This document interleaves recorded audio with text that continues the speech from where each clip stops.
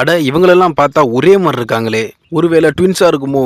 அப்படின்னு அன்னைக்கு, இன்னைக்கு, என்னைக்கும்னு அப்படின்னு நம்மள யோசிக்க வச்ச ஒரு சில சினிமா பிரபலங்கள இந்த வீடியோல பார்க்கலாம்.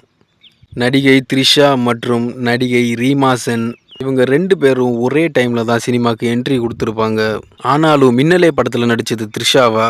இல்ல லேசா லேசா படத்துல நடிச்சது ரீமா சென்னான்னு அந்த டயத்திலே எல்லாரையும் கன்ஃப்யூஸ் பண்ணியிருப்பாங்க. 90ஸ்ல அறிமுகமான நடிகை ரோஜா மற்றும் ரம்பா இவங்களும் ஒரே டைம் தான் ஃபீல்டுக்கு வந்திருப்பாங்க. ஆனா உழவன் படத்துல நடிச்சது ரோஜாவான்னு இந்த காலத்துல பயங்கர கன்ஃப்யூஷன் ஆச்சு. நடிகை ஸ்ரேயா சரண் மற்றும் நடிகை ஜெனிலியா இவங்க 2 பேருமே 2003ல தான் அறிமுகமாயிருப்பாங்க. இவங்களே ட்வின் பேபின்னு தான் அழைச்சிட்டு வந்தாங்க. அப்புறம் தான் தெரிஞ்சது இவங்க 2 பேரும் ஸ்ட்ரேஞ்சர்ஸ்னு. ராஜா ராணி நடிகை நஸ்ரியா நிசாம் மற்றும் வர்ஷா பொம்மல்லா பிகில் படம் வரும்போதெல்லாம் வர்ஷா பொம்மல்லாவை பார்த்துட்டு இவங்க நஸ்ரியாவோட ட்வின்னோ இல்லை நஸ்ரியாவோட ரிலேஷனோ அப்போவே சோஷியல் மீடியாவில் பயங்கரமாக பற்றிக்கிச்சு.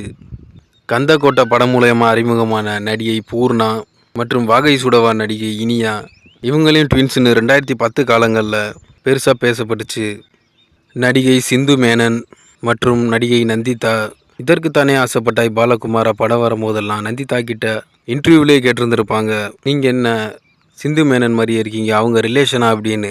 அதுக்கு அவங்களும் மறுத்திருப்பாங்க. ஆனந்தம் நடிகையான ஸ்னேகா மற்றும் கயல் ஆனந்தி சோஷியல் மீடியாவில் கயல் படம் வந்த டயத்தில் இவங்க ரிலேஷன் தான் ரூமர் பரவச்சு.